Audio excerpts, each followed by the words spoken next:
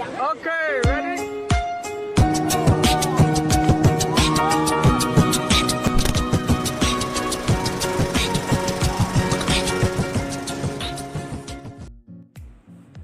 Assalamualaikum warahmatullahi wabarakatuh.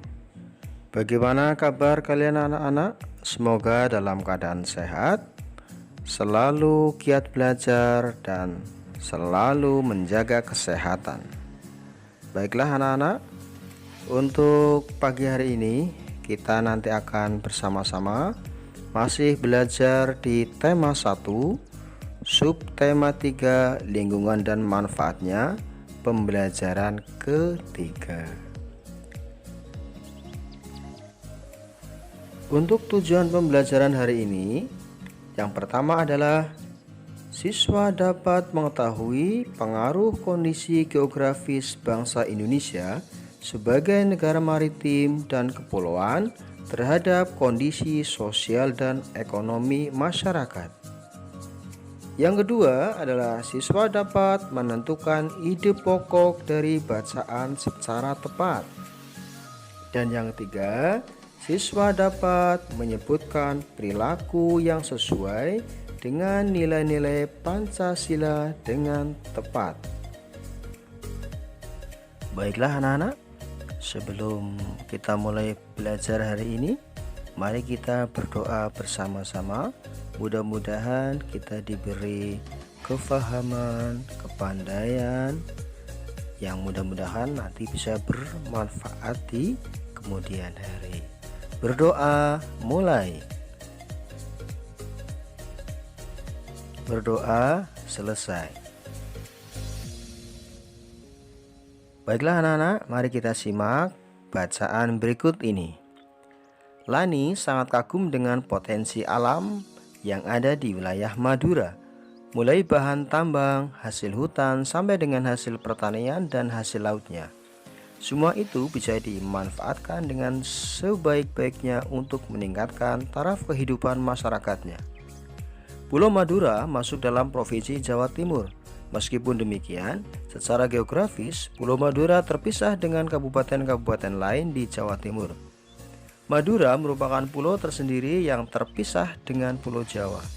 Untuk mencapai Pulau Madura harus melewati Selat Madura. Namun, sekarang ini berkat kemajuan pembangunan nasional telah dibangun jembatan Suramadu yang melintasi Selat Madura dan menghubungkan Surabaya dengan Madura. Dengan demikian, untuk mencapai Pulau Madura bisa melalui perjalanan darat. Kondisi Pulau Madura yang terpisah dengan Pulau Jawa tersebut merupakan contoh kecil kondisi geografis Indonesia pada umumnya. Indonesia merupakan negara maritim dan kepulauan terbesar di dunia. Hampir 2/3 wilayahnya merupakan lautan. Antara pulau satu dengan pulau yang lain disatukan oleh laut.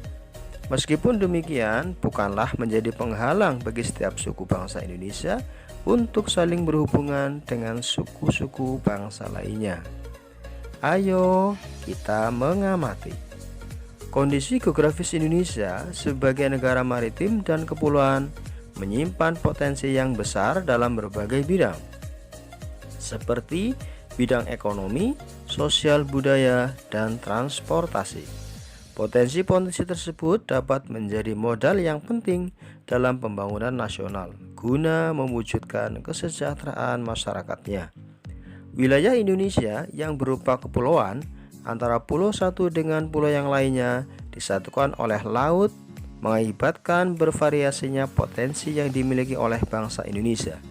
Masing-masing pulau memiliki karakteristik masing-masing, mulai dari kondisi alam maupun kondisi sosial budayanya.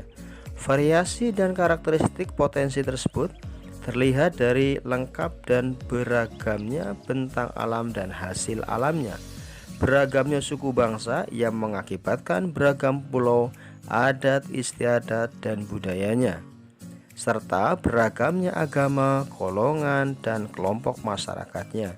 Keragaman yang disebabkan adanya perbedaan antara pulau satu dengan pulau yang lainnya ini tidak menjadi pemecah dan perenggang, namun justru menjadi pemersatu, karena antara yang satu dengan yang lain bisa saling melengkapi. Nah, sekarang pengaruh kondisi geografis Indonesia sebagai negara maritim terhadap kehidupan ekonomi masyarakat. Kondisi geografis sebagai negara maritim dan kepulauan membawa banyak keuntungan bagi bangsa Indonesia. Wilayah laut Indonesia yang sangat luas telah diakui secara internasional sebagai negara maritim yang ditetapkan dalam UNCLOS pada tahun 1982. Hal ini berarti bangsa Indonesia diberi kewenangan untuk memanfaatkan potensi sumber daya laut. Cakupan wilayah yang sangat besar dan luas, tentu saja Laut Indonesia mengandung keanekaragaman sumber daya alam laut yang sangat potensial, baik hayati maupun non-hayati. Sumber daya alam laut tersebut antara lain ikan, terumbu karang, dengan kekayaan biologi yang bernilai ekonomi tinggi, wisata bahari, sumber energi minyak dan gas bumi, bahkan mineral, dan juga media transportasi antar pulau. Semua potensi alam tersebut tersedia dalam jumlah yang besar dan tersebar di seluruh wilayah Indonesia. Besarnya peluang ekonomi dari pemanfaatan potensi sumber daya laut yang sedemikian besar ini tentunya dapat memberikan kontribusi bagi kehidupan ekonomi masyarakat Indonesia, hingga pada akhirnya juga akan memberikan kontribusi bagi kesejahteraan bangsa. Kelompok masyarakat yang bisa merasakan langsung potensi kekayaan sumber daya kelautan ini adalah masyarakat yang berada di pesisir. Banyak jenis pekerjaan yang bisa diusahakan untuk menunjang kehidupan ekonominya. Anak-anak, ayo sebutkan jenis-jenis usaha atau pekerjaan yang berkaitan dengan pemanfaatan sumber daya alam laut di Indonesia. Yang pertama adalah nelayan. Yang kedua ada petani garam. Yang ketiga ada petani rumput laut. Yang keempat ada petani mutiara. Yang kelima ada nelayan tambak atau petani tambak. Yang keenam ada restoran. Yang ketujuh ada hotel dan lain-lain. Anak-anak, ayo kita mengamati pengaruh kondisi geografis Indonesia sebagai negara maritim terhadap kehidupan sosial masyarakat.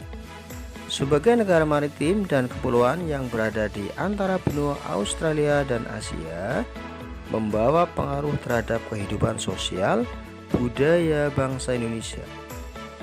Hal ini bisa terjadi karena dengan posisi tersebut menyebabkan Indonesia menjadi jalur perdagangan dunia. Mau tidak mau, banyak pedagang dari berbagai negara di seluruh belahan bumi ini akan melewati dan mampir ke Indonesia. Pedagang-pedagang dari berbagai negara tersebut tentunya memiliki latar belakang yang berbeda antara satu dengan yang lainnya. Para pedagang yang mampir dan ada sebagian yang merapat atau menetap di Indonesia turut membawa adat budaya dari negara aslinya. Lambat laun, adat budaya yang dibawa tersebut akan berbaur, bercampur, bahkan melebur dengan adat budaya asli Indonesia. Berikut adalah beberapa dampak yang diakibatkan oleh letak dan kondisi geografis bangsa Indonesia sebagai negara maritim atau kepulauan. Yang pertama adalah komunikasi dan interaksi antara penduduk menjadi lebih mudah, baik antar warga Indonesia maupun orang Indonesia dengan warga asing. Hal ini didukung adanya kemajuan teknologi di bidang pelayaran antar pulau dan antar negara. Yang kedua adalah terjadinya pembauran, pencampuran atau peleburan nilai-nilai antar pulau dan antar negara. Yang ketiga, munculnya perkampungan-perkampungan etnis tertentu seperti pecinan dan kampung Arab. Yang keempat adalah terjadinya perubahan perilaku masyarakat karena pengaruh masuknya pola dan nilai perilaku dari pulau, daerah maupun negara lain. Dan yang kelima adalah terjadinya perpindahan ilmu pengetahuan dan teknologi. Baiklah anak-anak, sekarang ayo menulis. Ada dampak positif, tentunya juga ada dampak negatifnya. Coba ceritakan berbagai dampak yang timbul sebagai akibat dari letak dan kondisi geografis Indonesia sebagai negara maritim dan nanti anak-anak mengisi di kolom di bawah ini, yaitu tentang dampak positif dan dampak negatif. Silakan nanti dikerjakan di buku tugasmu. Anak-anak, sekarang ayo membaca. Kejayaan bahari masa lalu.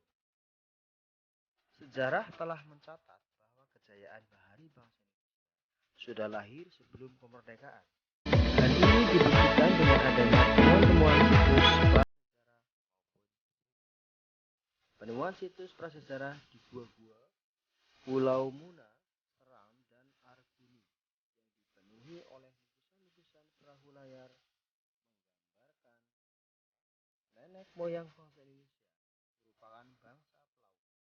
Selain itu, ditemukan kesamaan benda-benda sejarah suku aborigin di Australia dengan benda-benda sejarah yang ditemukan di Pulau Jawa. Penemuan ini menggambarkan bahwa nenek moyang bangsa kita telah melakukan hubungan dengan bangsa lain yang tentunya menggunakan kapal layar. Kerajaan Sriwijaya bahkan memiliki armada laut yang besar dan kuat. Armada laut Sriwijaya mampu menguasai jalur perdagangan laut dan memungut cukai atas penggunaan laut. Pengaruh Sriwijaya meliputi Asia Tenggara. Hal ini dibuktikan dengan catatan sejarah bahwa terdapat hubungan erat dengan kerajaan Champa yang terletak di antara Kamboja dan Laos. Kerajaan Mataram kuno di Jawa Tengah mampu membangun Candi Borobudur. Pada candi tersebut terdapat relief berupa gambar perahu layar dengan tiang-tiang layar yang kukuh dan menggunakan layar segi empat yang lebar. Kerajaan Singosari di bawah kepemimpinan Raja Kertanegara pun juga memiliki armada kapal dagang yang mampu mengadakan hubungan-hubungan dagang lintas laut. Bahkan, perkembangan kerajaan Singosari dianggap sebagai ancaman bagi kerajaan Tiongkok dengan rajanya Kubilai Khan. Raja Kubilai Khan mengirimkan armada perangnya dan mendarat di Pulau Jawa. Pada masa itulah Raden Wijaya mendirikan kerajaan Majapahit. Kerajaan Majapahit kemudian berkembang menjadi kerajaan maritim yang besar. Kerajaan Majapahit memiliki pengaruh dan kekuasaan yang luas meliputi wilayah Nusantara. Dengan kekuatan armada lautnya dan didukung oleh kemampuan perang, Patih Gajah Mada, wilayah kerajaan Majapahit kian luas. Dengan bukti-bukti sejarah inilah, tidak bisa dielakkan bahwa kejayaan bahari bangsa Indonesia telah ada sejak zaman dahulu. Namun dalam perjalanannya, kejayaan bahari ini mulai mengalami keredupan seiring terjadinya penjajahan Belanda dengan perakit kebaharian kolonialnya. Pada masa kolonial Belanda, masyarakat Indonesia dibatasi berhubungan dengan laut. Misalnya, larangan berdagang selain dengan pihak Belanda. Padahal sebelumnya telah muncul beberapa kerajaan bahari Nusantara. Hal ini mengakibatkan budaya bahari Indonesia memasuki masa suramnya. Pada masa kolonial Belanda juga terjadi pengikisan semangat bahari bangsa Indonesia dikarenakan pemerintah kolonial lebih mementingkan bidang agraris untuk kepentingan mereka dibandingkan dengan bidang kemaritiman. Pemerintahan kolonial menggenjot bidang agraris dengan tujuan untuk memenuhi kepentingan dagang rempah-rempah mereka dengan negara-negara Eropa. Baiklah anak-anak, setelah kalian menyimak bacaan di atas, maka tugas kalian nanti adalah menentukan ide pokok dari masing-masing paragraf bacaan di atas.